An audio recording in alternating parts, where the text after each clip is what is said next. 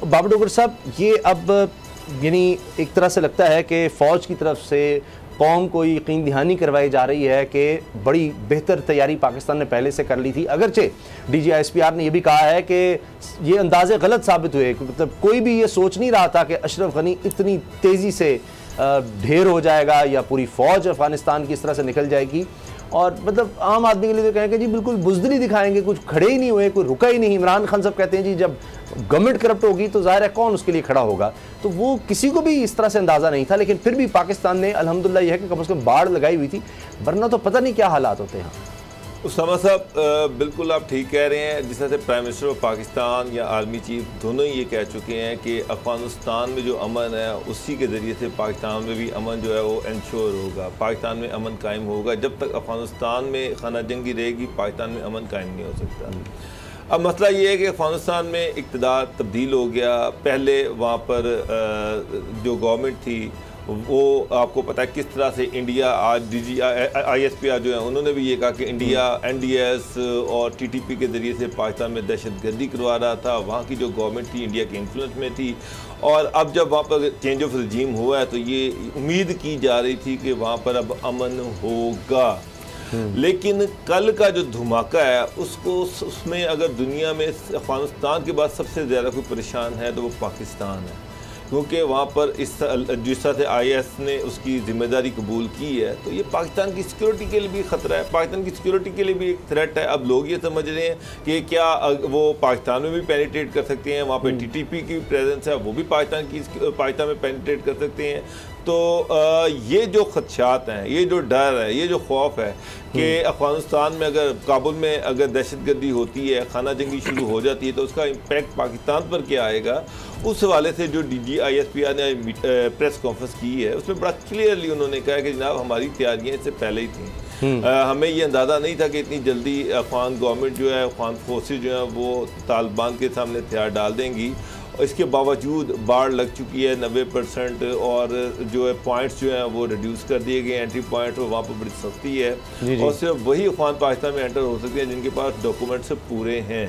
तो बेसिकली जो आज की प्रेस कॉन्फ्रेंस थी उस समय कौम को ये बताना था कि परेशान होने की ज़रूरत नहीं है, डरने की ज़रूरत नहीं है। पाकिस्तान की जो फ़ौज है वो उन्होंने अपने अरेंजमेंट्स पूरे किए हुए हैं। अफ़गानिस्तान में कैसे भी हालात हों हम उनसे निपटने के लिए तैयार हैं, और अफ़गान खाना जंगी या जो दहशतगर्दी है उसको पाकिस्तान में नहीं आने दिया जाएगा। अच्छा, एक बड़ा मामला जो है गुलाम साहब, आप चूँकि इस्लामाबाद में हैं, ये गैर मुल्कियों के निखला एक दफ़ा फिर पाकिस्तान ने, जो मैं समझता हूँ कि एक ज़िम्मेदार मुल्क की हैसियत से ज़ाहिर इंटरनेशनल नॉर्म्स होती हैं उसके मुताबिक जो लोग हैं उनके निखला के लिए सहूलत देना कोई गलत चीज़ नहीं है, कि ताकि एक दफ़ा वो यहाँ आ जाए, अपने आप को महफूज तस्वुर करें, फिर यहाँ से जहाँ वो जाना चाहें, कई गैर मुल्की शहरी अमरीकी होंगे, दीगर मुल्कों के जर्मनी, बरतानिया, जहाँ जहाँ के भी शहरी हैं, तो उनको निकाला जाए। क्योंकि किसी को अंदाज़ा नहीं था कि इतनी तेज़ी से सूरत हाल तब्दील होगी, तो इसीलिए वो लोग शायद रुके हुए थे कि काबुल में तो अभी साल बाद आएंगे अफ़गान तालिबान और पता नहीं क्या क्या।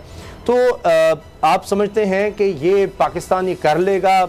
अचानक से अब तमाम होटल्स को कह दिया गया है कि जी कोई पाकिस्तानी शहरी जो है उसको आपने नहीं कमरा देना, तो ये इतनी तेज़ी से एक एमरजेंसी की सूरत हाल बन गई है। जी बिल्कुल, पाकिस्तान ने ये फ़ैसला किया है इस हवाले से, इसी वजह से जो DC इस्लामाबाद हैं उन्होंने और उनकी टीम ने AC इस्लामाबाद उन्होंने मुख्तलिफ़ होटल्स और जो रेस्टोरेंट्स हैं या बड़ी जगह हैं जहाँ पे ठहराया जा सकता है लोगों को, उनको उन्होंने ये कहा है कि जो फैमिलीज़ रह रही हैं उनके पास उनको रहने दिया जाए, और जो कोई सिंगल रूम्स जिन्होंने ले रखे हैं उनको एज़ अर्ली एज़ पॉसिबल जो है उनको वहाँ से निकाल दिया जाए या वो खाली करवा लिए जाएं। तो अभी जो है परवाज़ों का सिलसिला शुरू हो जाएगा। तकरीबन 8 परवाज़ें हैं जो 500 अफराद पर मुश्तमिल इस्लामाबाद लैंड होंगी। 4000 के करीब ये लोग होंगे और 4000 के करीब ही लोग कराची ले जाए जाएंगे। अच्छा, वो पाकिस्तान उनको मैनेज करेगा, खाना पीना उनका, रिहाइश और बाकी सारा कुछ। तो फिर ये है कि जब उनका उसमें मुतरजम भी हैं, बहुत सारे जो तर्जमा बताते थे फ़ारसी का अंग्रेज़ी के साथ, और बाकी उनके खिदमतगार हैं, बहुत सारे लोग हैं, कुछ और भी हैं। तो ये वो लोग हैं जो वहाँ से निकलना चाहते हैं। बात ये है कि क्या किसी मुल्क की जानिब से पाकिस्तान को ये एश्योर कराया गया है कि ये 3 दिन रहेंगे, ये 5 दिन रहेंगे, या ये 10 दिन रहेंगे, और कितनी जल्दी इनको यहाँ से ले जाया जाएगा। तो अगर जो गैर मुल्की हैं, मसलन जिनमें अमेरिकन्स हैं, नेटो के कुछ लोग हैं या ब्रिटिश हैं, तो वो तो उनके पास अपने पासपोर्ट्स हैं, वो तो कोई भी फ़्लाइट लेंगे और यहाँ से चले जाएंगे। जिनके पास वीज़े नहीं हैं उन ममालिक के, वो कहीं ऐसा ना हो कि वो हमारे सारी थोप दिए जाएं और चंद हफ्तों के बाद हम उनको फिर होटल से किसी और क़याम खाने में उनको शिफ्ट कर रहे हों। तो ये थोड़ा सा, क्योंकि जितना भी हमने देखा है अमेरिकन की जानिब से हमेशा पाकिस्तान के साथ, पाकिस्तान की कुर्बानियों के साथ यही सलूक किया गया है। 13 लोगों के ऊपर आप आंसू बहा रहे हैं, प्रेसिडेंट बाइडन जो हैं, और हमारे 86,000 लोग, क्या हमारी बहनें बेवा नहीं हुई? हमारी बहनें जो हैं वो उनके बच्चे जो हैं यतीम नहीं हुए? क्या हमारी माएँ जो हैं उन्होंने अपनी औलाद नहीं खोई? तो हम नहीं रो रहे? 86,000 लोग, और जो मिलिट्री और जो एफसी, पुलिस, वकला, तलबा, सहाफ़ी, और कोई ऐसा तबका फ़िक्र यूनिवर्सिटीज़ में उस्ताज़ा, बच्चे, कोई तबका फ़िक्र आपको है, और कारोबारी लोग कौन है? कौन सा ऐसा तबका है हमारा जहाँ पे हमने कुर्बानियाँ नहीं दी हैं? आपके 13 लोगों के ऊपर आंसू निकल रहे हैं, हमने 86,000 तबूत उठाए हैं, और 86,000 का मतलब पाकिस्तान में आपको पता है कि एक शख्स एक ख़ानदान को सपोर्ट कर रहा होता है। वो अमेरिकन की तरह नहीं है कि अगर 13 हैं तो 13 ही लोग होंगे, वो उनकी बीवियां अपने काम कर रही होंगी, मर्द अपने काम कर रहे होंगे, तो वो वहाँ तो और सिस्टम है। हमारे तो एक शख्स का मतलब 10 लोग होते हैं जो एक शख्स उनको पार रहा होता है। हमारा इंफ्रास्ट्रक्चर सारा तबाह हुआ, और हमें ये सुनने को मिला कि ये इनकी जो परेशानी है इस वक्त अमेरिकन को, उसकी वजह पाकिस्तान है जी। आज भी पाकिस्तान तो भरपूर पाकिस्तान कह रहा है कि आएँ जी, हम आपको फैसिलिटेट कर देते हैं यहाँ पे। तो अभी तो ये कल तो वज़ीर-ए-आज़म साहब ने, आपको पता है कि ये फरमाया था और कहा था कि वो ये समझते हैं, वो ये कह रहे हैं कि पाकिस्तान की वजह से हम इस दलदल में थे, और हम निकलने में जो हमें देर लगी है या जो कुछ भी नुकसानात हुए हैं वो पाकिस्तान की वजह से हुए हैं। तो अगर वो एक तरफ ये कहते हैं और दूसरी तरफ हम फिर भी हाथ बांध के खड़े हुए, और हम 4,000 यहाँ पे और दीगर जगहों पे उनको ले रहे हैं, फिर उनकी खिदमत भी करेंगे और उनको फिर आगे फैसिलिटेट भी करेंगे। मशरकी सरहद के ऊपर अगर आप देखें ना, तो उन्हीं दिनों में कौन करवाता था ये? 12-15 हज़ार जो हमारे वहाँ पे खिलाफ वर्जियाँ हुई हैं जी। इधर से हमारी तवज्जो हटाने के लिए अफ़गानिस्तान की तरफ से हमारी तवज्जो इधर मशरकी सरहदों के ऊपर कर दी जाती थी।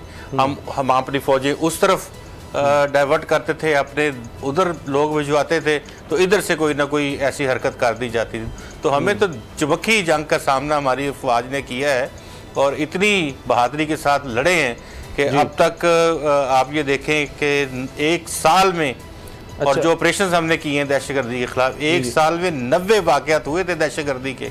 और खुदा न खास्ता किसी ऐसे मुल्क में 10 वाक़यात हों तो वो पूरी दुनिया को तबाह कर दें, लेकिन हमने बड़ा बर्दाश्त किया और बड़ा तहम्मुल के साथ किया। कलेक्शन सपोर्ट फंड, मैं कहता हूँ किताब है पूरी, एक एक जुमला जो है वो एक निश्तर है जो हमारे अंदर चुपता है। कलेक्शन सपोर्ट फंड की मद में हमें क्या पीनट्स दिए गए, हमारे हर चीज़, हमारी इंफ्रास्ट्रक्चर नेटो सप्लाईज ने तबाह कर दिया, हमारे कस्टम्स के मामला थे उसको बिगाड़ दिया, हमारे तोरखम के ऊपर मामलात को बिगाड़ दिया, हमारा कल्चर ख़राब कर दिया, पता नहीं कौन कौन सी चीज़ें किस किस नाम के ऊपर इन 20 सालों में तजारत होती रही जो हम अलाउ नहीं करते चीज़ों को। वो चीज़ें यहाँ हयाताबाद बाड़े में और यहाँ पे खुलती रही और बिकती रही इन सप्लाइयों के चक्कर में। तो भाईजान ये सारी चीज़ें सवालात हैं, हमने बड़ा इसको भुगता है जी, ये कोई शक नहीं इतनी दहाइयों में। और DGSPR भी ये बातें सब बता रहे थे।